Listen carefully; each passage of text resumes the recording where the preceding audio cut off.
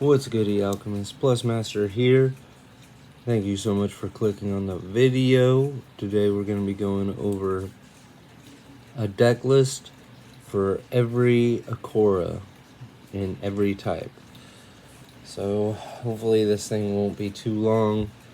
There should be eventually a timestamp in the description saying, when the certain Akora types will be. I'm not going to really do it for each Akora, but once I start talking about, fire or water or whatever, I'll have a timestamp at the bottom for you guys, so it'll be a little bit easier if you're looking for a certain attribute. And this should be a clean, fun experience for you guys, for people that already play or are looking to play and how to build decks. Let me know how you guys think I did on these lists. Let me know your opinions based on people having certain specialties in those types and playing them religiously, right? And if you think a good job, let me know by leaving a like and leaving and subscribing. Because once we get to 200, there'll be a giveaway, and whoever meets the requirements to be entered in that giveaway, even if you're an Akora player and not a MetaZoo player, you'll have a chance to win. So you'll like something in Akora instead of MetaZoo, but if you still want something in MetaZoo, then that's fine. So we're going to start it off with Dark, and we're going off of Akora cards, which you can use them to help read cards to help build your decks, and that's what I did. So we're going in the order of their attribute column. So it goes Dark, Divine, Electric, Nature, Ice, Water, Fire, Spirit. Spirit's last, which I think is pretty good because Spirit's got some spicy spice. At least I made some lists that I think has some spice.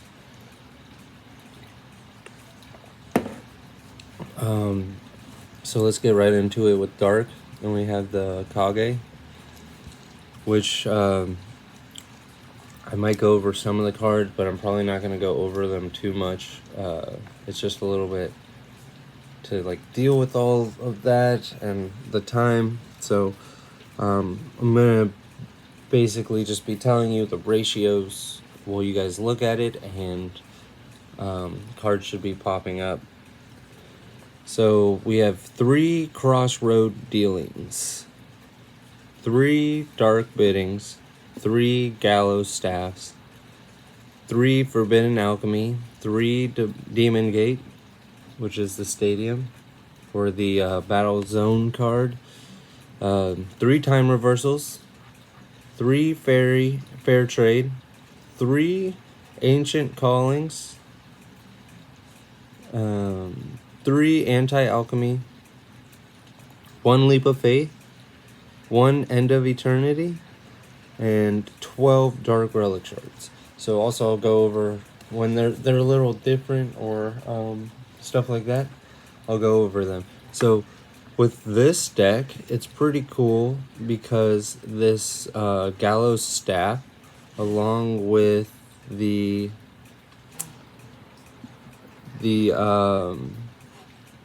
Demon's Gate, it lets you play cards from your Dark Zone, which would be your graveyard in other games' case, right?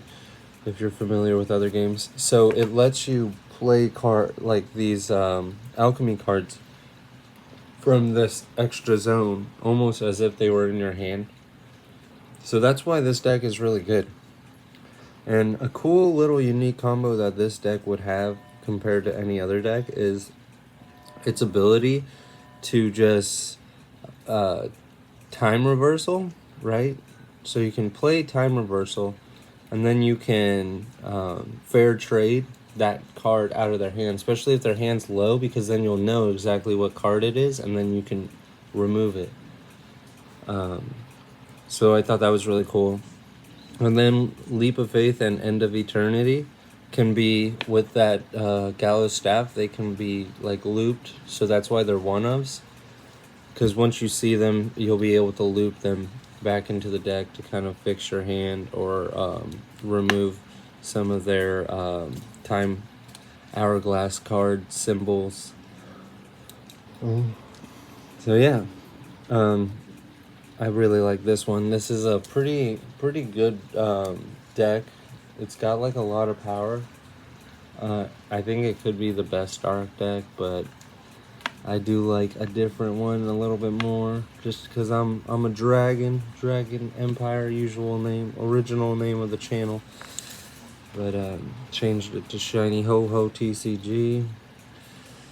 So then we have the snake lady, Medusa, right? Cereza, something like that. Which is going to be a bit similar, but I tried to make it so that it was a little bit different, especially when they had a little bit more cards than some of the other decks, Like, you'll see one of the archetypes, it's like they're like a few of them are all just the same. So those ones will be fast. Again, we have 3 Crossroad Dealings, 3 Dark Bidding, 3 Forbidden Alchemy, 2 Seraph's Symphony, 2 Seraph's Overturn, and then 2 Seraph's Encore. So these ones are just specialized cards. With the Forbidden Alchemy and the Demon's Gate, you should be able to kind of extend these things, and I just don't even think the cards are good enough to play in general. I'm just trying to like have like a fun thing. This deck would definitely be more to like have fun with, I think, than going like and playing competitive or trying to win. But with this deck build, you would have a higher chance, I think, compared to just like building it straight off, like playing 3 of each. And then we have 3 Time Reversals, 3 Leap of Faith to kind of help, because these Cereza cards, or however you call her, the Medusa cards, they have like certain requirements to be able to be played. And then you can also just, once you have that set up, you can kind of play them from your drop. So you'll be able to technically Leap of Faith and get rid of those cards while trying to fix your hand and stuff. So that's why I'm playing 3 Leap of Faith, to help filter your hand appropriately and then remove the cards that you want to use later on. And then 3 Ancient Callings, 2 Anti-Alchemy, 3 Demon's Gate, and then 12 Relic Shards.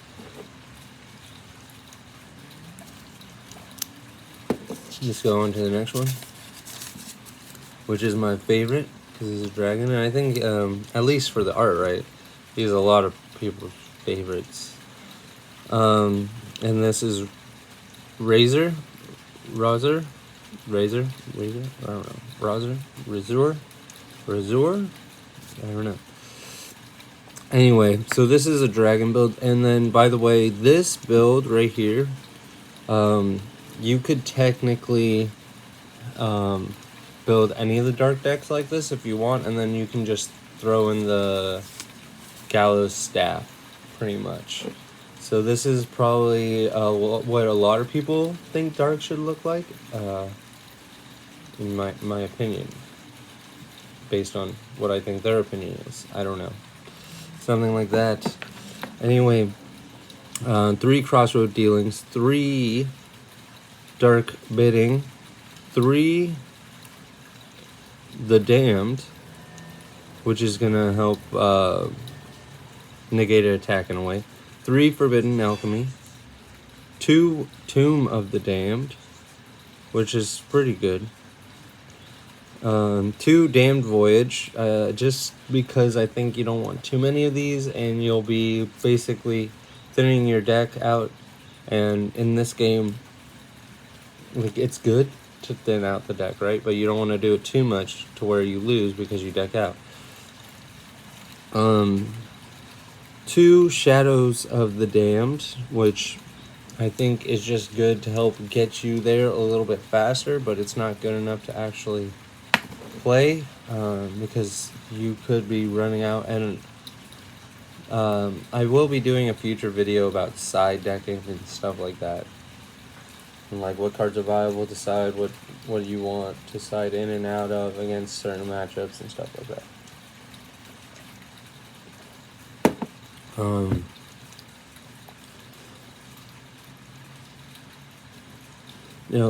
Awakened the Graves.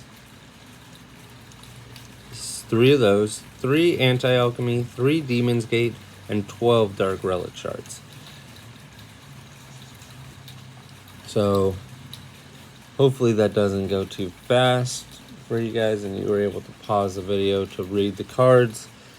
Let's go into the next attribute, which is Divine.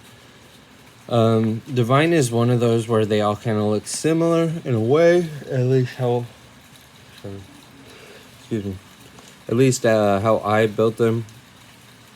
So first we'll go over Zero.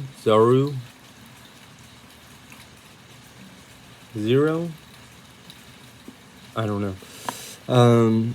3 Divine Altars, 3 Zoros Blade Elixir, 3 Divine Offering, 3 Divine Blade, 3 Holy Judgments, 3 Seraph's Protection, 1 Lighten the Load, 3 Seraph Shield, 3 Citadel's Guard, 1 Changing Religion, 3 Crystal Citadel, and 12 Divine Relics. And then so this one, this is a floodgate deck, I would say. It's a floodgate deck that has a lot of aspects similar to like nature, where you want to stack up your attack and smack super hard, but it uses this unique system of play compared to other attributes, where it uses this thing called divine counters. So that's why you'll see every card in here is divined, just to increase the amount of discarding divine cards that are extra, but also getting the cards that you want in an appropriate amount of time, and then also getting the divine counters off in a certain amount of time, which is appropriate. So that's why it looks like this. These are kind of like skeleton things. They're not like exact builds. You can feel free to add some multicolors or switch it up however you want. Make sure you always go with your playing style, not someone else's, because you're gonna play a lot better like that.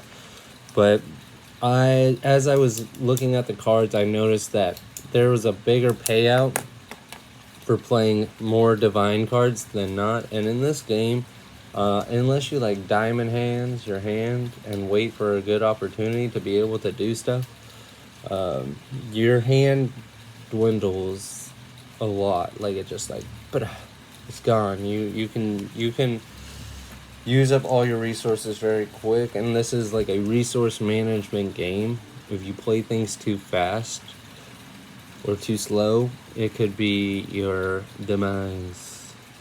Anyway, the next one is the Zero. I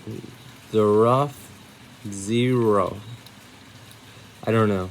These names even sound the same. Which the deck list, if you noticed, it's exactly the same. The ratios are going to be exactly the same, except instead of the Blade Elixir, it'll be the Twin Elixir. So we could go over it again if you want. It'll be 3 Divine Altars, 3 Zoros Twin Elixir, 3 Divine Offering, 3 Divine Blade, 3 Holy Judgment, 3 Seraph's protection, 1 lighten the load, 3 Seraph's shield, 3 Citadel's guard, 1 changing religion, 3 crystal citadel, and 12 divine relics. So they're really the same. I think the second one is just a little bit weaker. Even its equip or argument card it seems a bit weaker. Which is interesting. But it could just be sort of more of a budget version, you know? And we have no knowledge of what cards are in the future, so there could be a card that makes it so this dude gets attacked twice in one turn, especially it being a dual blade card. While you have that argument on the board. Or maybe it'll make it so it blocks with one sword and slashes with the other. Something like that. Who knows? And then our last divine, and I just have yokai. I don't know how to say it. I think it's just yokai, like a weird spelling. Yuki? Or something like that. Yuki? Yuki? It could be that. Yuki? So it's the most different out of the two. And I really like the artwork for this one. This is the one I would play if I was playing Divine, honestly, just because it's a Pegasus, you know, and that's what I think is cool about this game is, like, you can kind of play what you want, and it's not going to be, like, a huge deciding factor. As long as you're playing what you want, you should be able to have fun. So 3 Divine Altar, 2 Changing Religion, 3 Divine Offering, 3 Citadel's Guard, 3 Holy Judgments, 3 Seraph's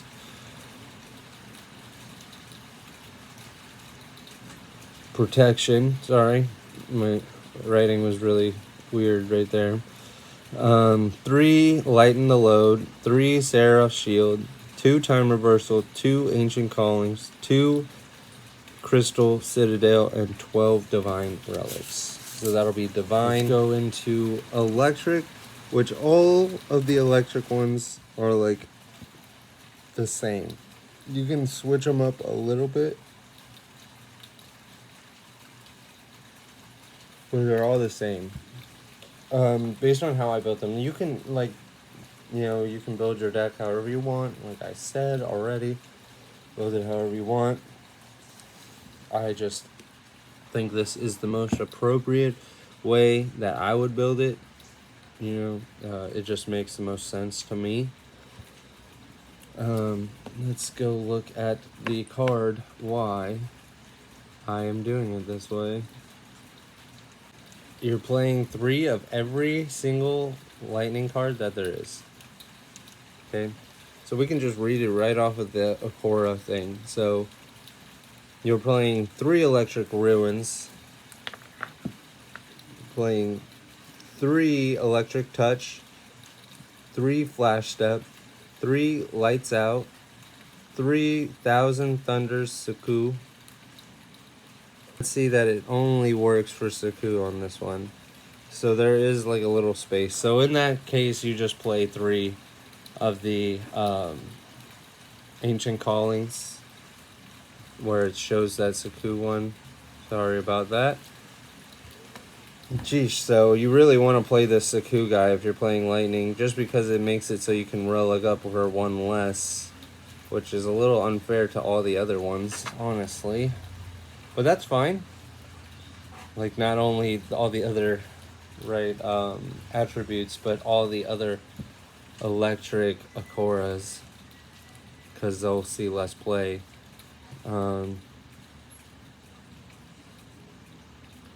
So yeah, you'll play 3 of those in the Sequoia Bet deck, which that's the one we're looking at right now anyway.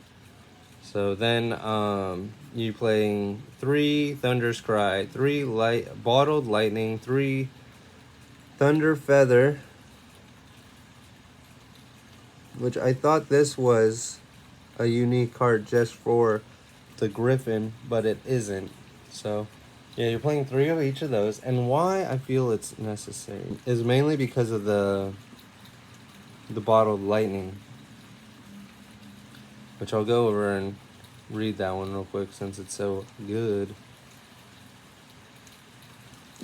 So discard 1 and destroy 1 electric relic shard. Destroy 1 of your opponent's relic shards. So and then we're gonna go read the electric ruins, which that allows you to search out one on your turn. You can search out an electric relic shard. So you can basically like smack them pretty hard by decreasing their Akora's stage by 1, making it so it's weaker. And then you can also control, and that only happens till the end of the turn, I believe. If I'm wrong about anything, leave it down in the comments. We all are trying to learn this game. Everybody is a noob, okay? And unless you're... Oh, sorry about that, yeah. Just had some storage war issues. Had to remove some stuff to have space. This is going to be a long one, probably. But have you take a look at the other images.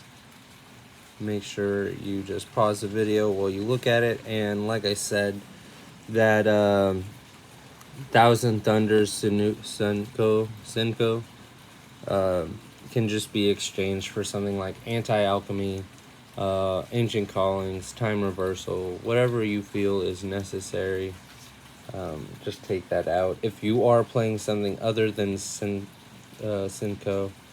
for lightning, but if you're not, then don't worry about it. You'll see like a couple little bit differences from the other two.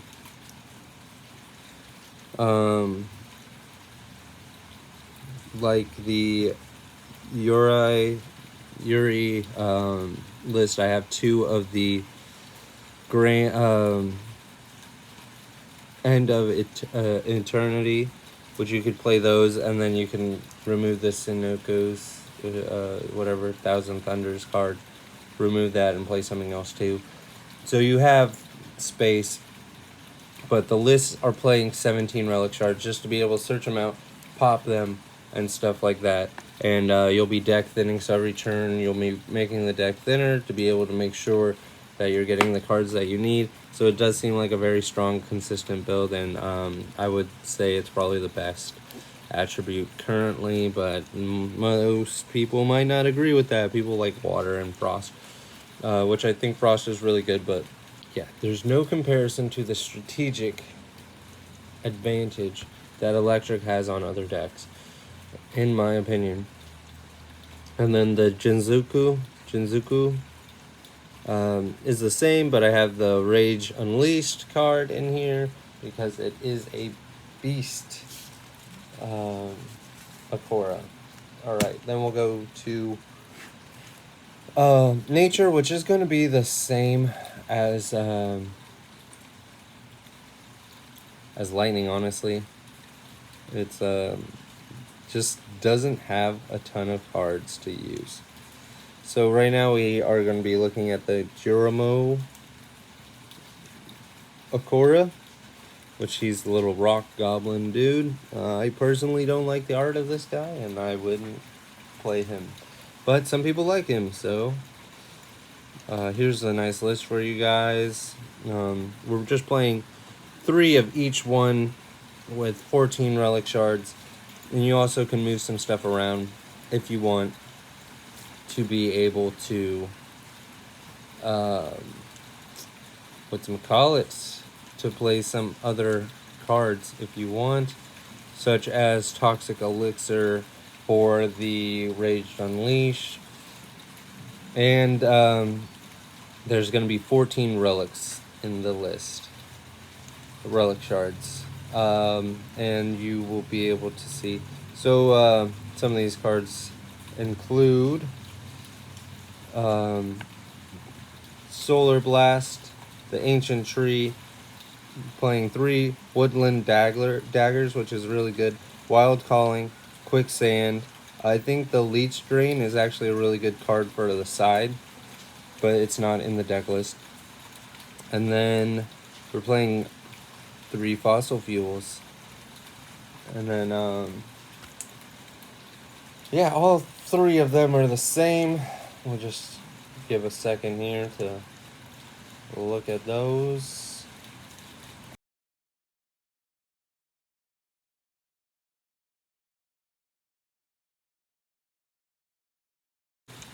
So the idea of Earth is you basically increase the attack of your Akora by the amount of SP that your Akora has to be able to do large amount of damage, which I actually do like nature quite a bit, especially against the electric matchup, just because when it comes to that race of them hitting you, you can kind of balance the difference by increasing your Akora's attack by so much. So I do think nature is pretty good. I just think it's going to lose to like literally anything else but lightning. So it's like a rogue deck to be able to beat lightning, but then that's the same problem that even people are understanding a little bit more now in MetaZoo, or completely understand in Pokemon, is that when there is stuff like that, then usually those rogue decks won't be able to make it to the point of even playing against the higher tier decks, because they're going to lose to the lower tier decks that are higher than them. So nature's good, I just don't personally think it's the best. Moving on to ice, which I think is really good. So for ice, we have the, what is this dude's name? Shimo, which I think this is what people like the most for the ice Akora. I personally don't think it's very good, just because the resources of using a card that increases the attack by 50 for each shard and then pops itself as soon as you decide to actually use it is not as valuable, I would say, in my opinion. But that card I'm talking about is Ice Fang, which isn't on this page, but we'll get to it. So we're playing 2 of the Glacier Mountains, 3 Broken Ice, 3 Sub-Zeros, 3 Takutsu Freeze. We're playing 3 Frost Fang, 3 Expedition, 3 Instant Freeze, 3 Ice Block. So what the Ice Fang does is equip only to a beast type Akora. Gain 50 attack power for each Ice Relic shard you have in play. When this equipped Akora attacks, deal damage. Akora deals attack damage, sorry about that. You may freeze one of your opponent's face down Akora cards until the end of your next turn. If you do, destroy this card. Which I just don't, I don't see the point of it. But it's, it could be good. It's just going to take up space, and I think it can get handled with pretty easily, and it's only for until the end of your next turn. So it'll freeze their thing for 1 turn, which could be a difference maker in the fact that they're trying to negate with that face down card that you froze when you try to negate their attack. Yeah. So that could be why people like it so much.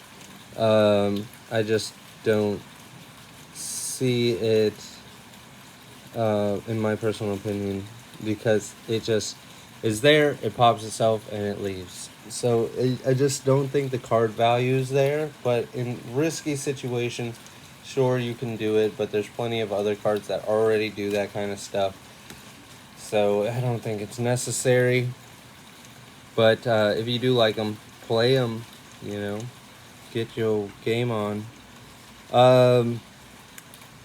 2 of each of the multicolor ones, 12 relic shards.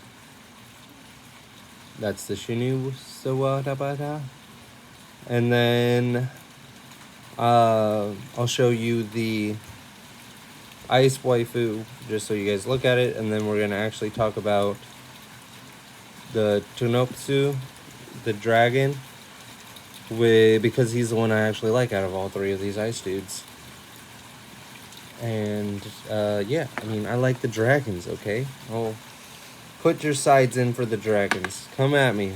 Oh, like, I doubt it. I doubt that many people are actually going to be playing dragons to where people will actually, because people have been talking shit about dragons, honestly, what I've seen. So there might not even be the need for people to feel like they need to side in the cards that hinder dragons, because people feel like no one's going to play dragons.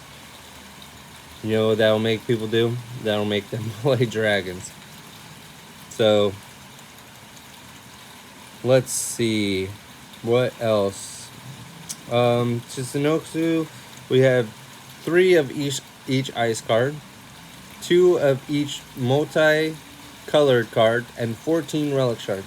14 relic shards, yes, because you want to get rid of, you want to pop your stuff and negate things and do stuff like that to get rid of your relic shards, so you can expedition, get it back, and then if you don't have your Glacier's Mountain, you can search that out, right?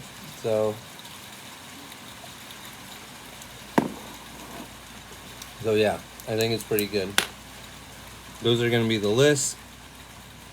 And the main idea of this is your very Control-S deck.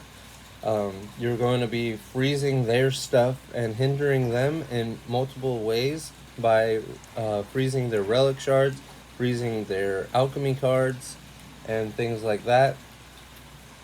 And also, like, you have the potential to like freeze their battle zone cards.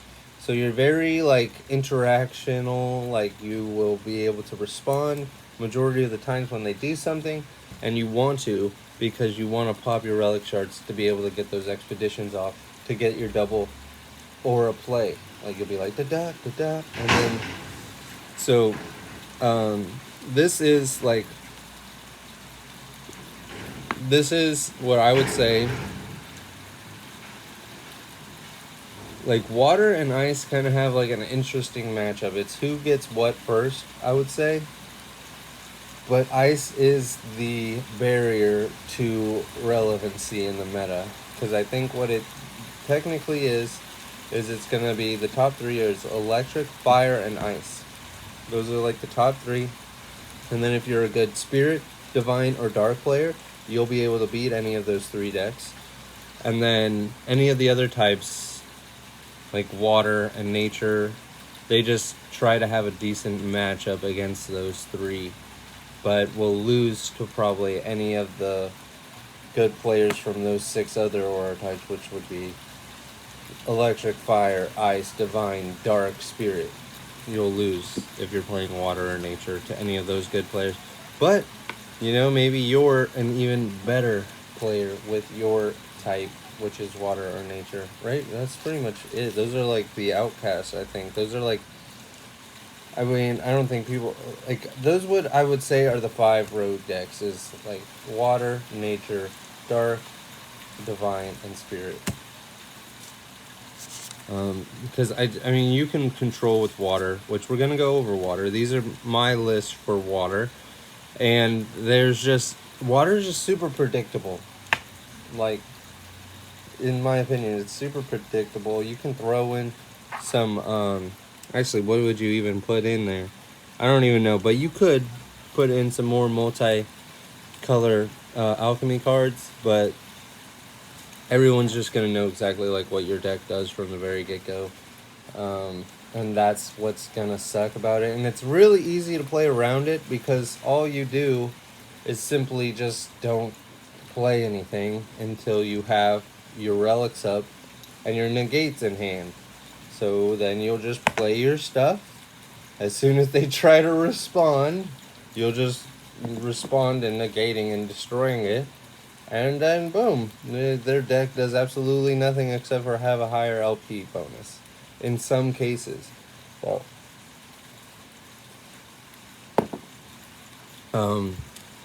so for every single list, it's all the same. So as it's going, I'll just pop up some of the cards while I'm showing the other list. And probably not going to talk too much about it.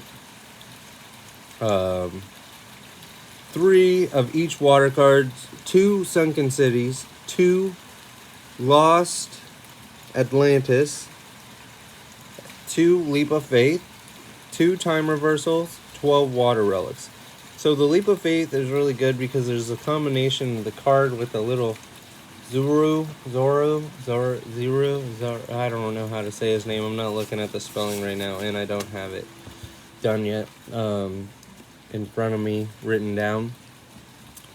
But basically, the little fox dude for Spirit, he's in there, and he's got his little whatever the life raft thingy. Right, he's sitting on there trying not to drown. Makes it so you can like look at the top 5 or 4 cards, something like that, and then you get to put one on the top and then put the rest on the bottom. Leap of Faith is gonna make it so that you can automatically get that card, activate it, bing bang boom. Nice little combo. So that's why it's there as an extender, and you also have abilities to be able to draw off of the top card. So Water has a semi-drawing engine, and I don't think it's worth it. But it does have a drawing engine, right? And then what it does is it deactivates their alchemy zones. So, like I was saying before, if they don't have anything in their alchemy zones, this essentially does nothing. The deck does nothing. It has a very poor drawing engine, and it does nothing. That's why I don't like Water that much. It's very easy to play around it.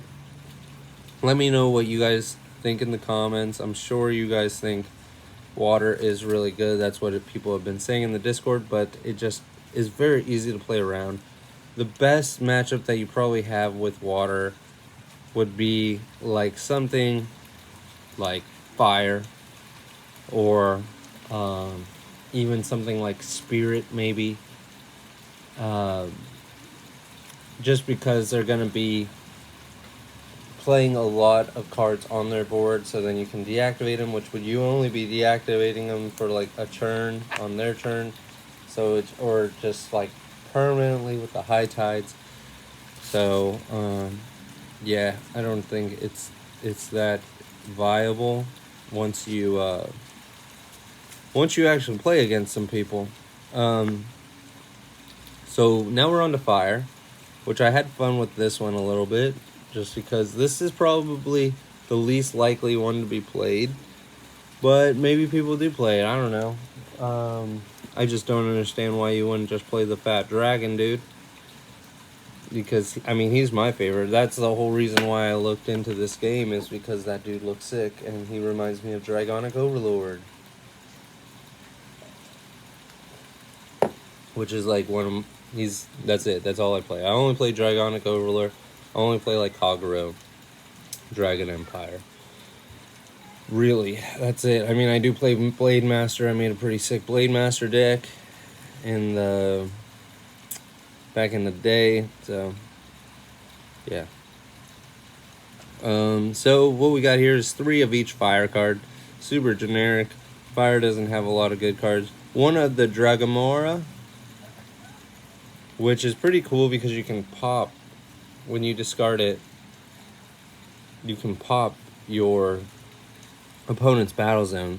3 Ancient Calling, 2 Rage Unleashed because it is a Beast Akora, 2 Anti-Alchemy, and 12 Fire Relics. So that Rage Unleashed is what kind of gives him that little special spicy spice, because he's a beast thing. here is that demon dude, which I do like the artwork on this guy a lot. I could see myself collecting all of these fire Akoras, right? But I only see myself playing Akai. So we'll be talking about the Akai list, and we have 3 of each fire cards, 2 explosions, 3 ancient callings, 2 ancient alchemy, 2 end of eternity, and 14 fire relics. So end of eternity I do kind of like, just because if you're playing something like divine, you're playing something like water, um, what else, pretty much there's like a few decks that actually use these hourglass symbol cards, and end of eternity just removes them right away, and it also can be set down like a trap to negate their activation when they actually play them. So I do like it a lot, actually, compared to like dealing with control decks. So that's why I have it here, and then it will basically just be sided out against something else like lightning or electric. I mean, yeah, like something like electric, it wouldn't work as well against, actually, but anything else it should work really well. All right, and the last but not least, and my favorite to build, honestly, Spirit seemed like the best deck to actually show my deck building capability skills here, because there's a lot of things that aren't necessary, and I was able to get 3 different builds on this one. Dark was also a lot of fun building, but I gotta say Spirit had way more cards and way more options to do what you wanted.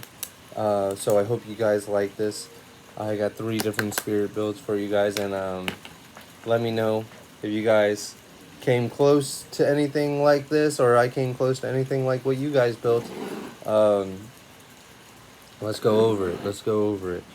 Leave a like, subscribe. We're going to be doing more Akora stuff. We do MetaZoo stuff, so don't get discouraged when you see MetaZoo things. You know, we're doing MetaZoo stuff, but we're also going to be doing Akora stuff, okay? So should all be happening, and I'm trying to get consistent gameplay, but it doesn't always happen, you know.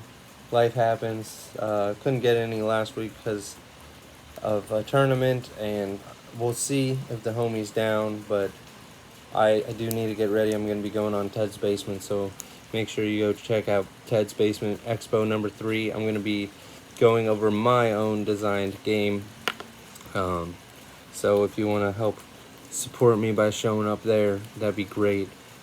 And let's go into it. The first one we have is the Takina, which is the mage one. And I think they're all really good. They all have like their own little things that make them good. But this one might be one of the better ones. Takina's Tomb, 3 of those.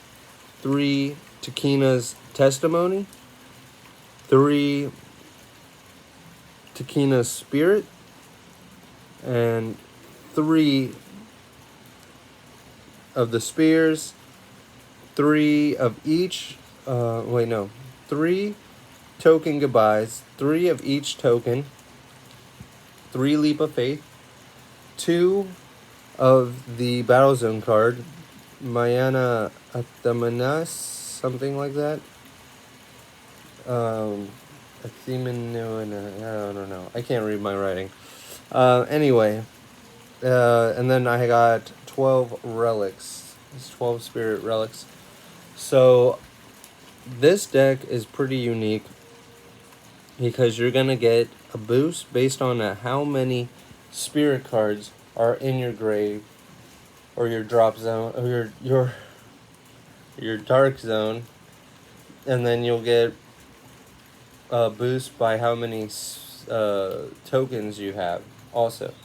So you're going to make like big numbers with this deck, essentially. And a good way to do this is, so if you notice real quick, right, we don't have a way to be able to play the spirits from our hand, which that's fine. I designed it to be like that, but if you feel uncomfortable doing that, you can drop one of the spears down and then put in that, the spirit card, what is it called?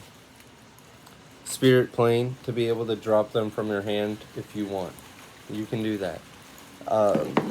But the cool thing is that these things there's a way to add the cards from your Dark Zone back into your hand to be able to play them the following turn. But you can also leap of faith to send the tokens to the discard pile if they're on top of the deck. But you can also send them to the bottom of the deck to use the other resources like Token Goodbye or the Testimony, to be able to send them from the deck to the Dark Zone, removing them from the deck. So there's like a good synergy of looping around in this deck, and I really like how it came out. So let me know what you guys think on that one. The next is the Kuzu deck, which is awesome too because it has its own little cards that synergize with it. And I feel like a lot of people went like a heavier token route. But, you know, there's like an inconsistency, it sounds like, what people are saying in the Discord and stuff like that. So here's a little cleaner version maybe for you guys here. And if you didn't know already, you're playing 3 of each of your Akoras, if that wasn't already implied. So we have 2 Beasts Within. And the reason we're playing 2 is because you can search it with Wolf Cry, which we're playing 3 of those, 3 Blood Moons, 3 of the Testimony. Sorry, the writing is literally off of the lines and stuff because I wasn't paying attention when I was writing. I was just writing. 3 of the Testimony, 2 of the Spears, 2 Spirit Planes, 3 of each token, 3 Leap of Faith, and 14 Relic Shards. Same thing. You're going to be able to hit those spirits and throw them into the Dark Zone, or you're going to be able to put them back into the deck to potentially remove them later. So that's what's good about that. But you can also play them with the Spirit Plane in this deck if you want, and that's making the spear a little bit stronger, but I think you really only need 2 spears. The main thing in this deck is going to be trying to get your Blood Moon out so that you don't pay your soul points to be able to play and your other Kuzu support cards. So I really like this one. It's good, but it might be the weakest of the 3. But Kuzu has some amazing art, so I definitely understand why people would want to play it. And then the last one is going to be Sleeping Dragon, which I think this is majority of where the spirit cards are for.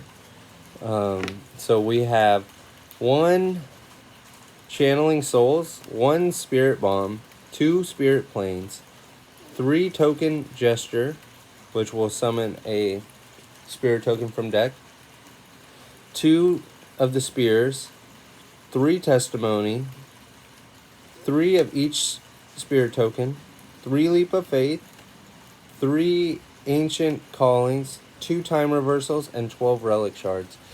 So this is more a token related deck because it has the least amount of cards for it. That's why we were even able to put in some generic multicolor cards in here as well, just to ensure that we can negate attacks for a lower cost or no cost at all, more like it, and then time reversal to be able to negate and stuff. So that way we're able to kind of, when we used up a majority of our resources, we still have an option to kind of negate and stop attacks.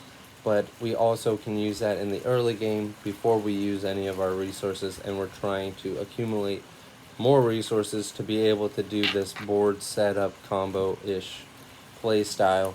So that's going to be all of the decks that I have for each and every Akora, you guys. It took me quite a bit to get even to the recording spot, and it took quite a while just to record it all, and now we're going to the editing part. So remember to like, comment, subscribe. Let me know your thoughts on each deck. Let me know if you guys try these decks out and you like them or you don't like them. Let me know. I'm sure other people would like to know your guys' opinions based on your knowledge of each attribute, so that they can incorporate that when they try to pick up the game or that attribute and build the deck for themselves. So thank you guys so much. Peace out, Alchemist, and I'll see you guys on the next one.